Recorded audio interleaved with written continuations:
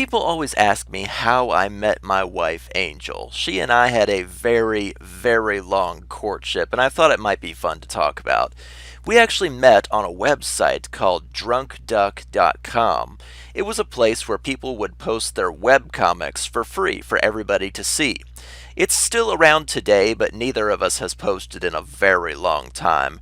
Her comic was called What You Don't See, and mine was called Wolf Mountains, both of which were furry comics. Both have been reposted, reworked, and so on, so if you go looking, you'll probably find both in several places. Drunk Duck is still around, but it's not anything like it was when I was there, so discretion, I guess. Anyway, my way of thinking had always been if you want comments on your art and stuff like that, you should give comments, whether on social media, YouTube, artwork websites, etc., etc. Find somebody who does content similar to yours and try to make friends. You know, socialize, talk shop, all that good stuff. I saw What You Don't See and her other comic, Tygar, and thought we should check them out. Both turned out to be really good, so I started leaving comments and stuff. It's always polite to reply to comments that you get if you have time, so we struck up a conversation or two. Eventually, those conversations moved to instant messaging chat rooms and then private chat rooms, just me and her. She was really nice, a great artist, and we sort of, e-dated, I guess you could say, for a number of years. She's about a year older than me, so we both finished school at about the same time and had plenty to relate to each other about. The only problem was distance. She was from Minnesota and I was from Kentucky, so pretty far apart. She came to visit me by plane, just once, but it was a wonderful week and we made every second count. I felt sad to send her home again after finally being able to be with her in real life. And then tragedy struck. My father killed himself. Now, I was never very fond of him. I grew up terrified of him, but that's a subject for another video.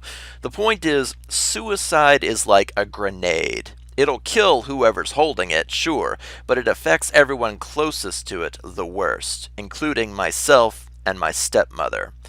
He left tons of farm equipment, money, tools, property, etc., none of which went to his only son, and there was plenty to sort out and do in the wake of his death.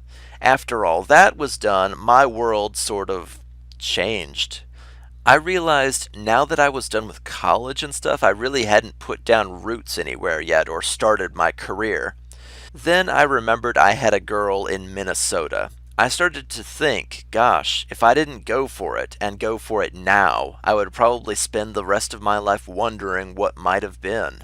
By then, we'd been e-dating for, oh gosh, 5 or 6 years, quite a long time, with only one IRL visit to show for it. But the thing is, when you talk to someone every night for hours on end, for years at a time, you feel like you know them inside and out. I asked her, hey, maybe we should move in together. My stepmother was selling the house, I was done with college and yet to get my own place. Maybe you and me? She agreed, and we decided I would move up there to Minnesota with her.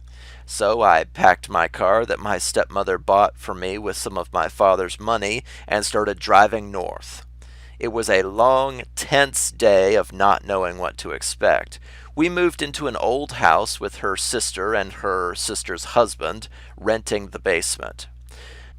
The house was owned by her father. We moved in and out of that place, trying for apartments and other things, but eventually ended up settling there once her sister and her sister's husband had moved out with their new baby. 5 years went by. We went from 2012 to about 2017. We lived together for a very long time and things were going great. Finally, I decided that the time was right. I got a ring, I proposed, and we had a pretty long engagement as well. Finally, on May 6th, 2017, we got married and lived happily ever after. And anyway, the point is, we had a very long courtship. We met online, we talked for years, we moved in together, all that good stuff.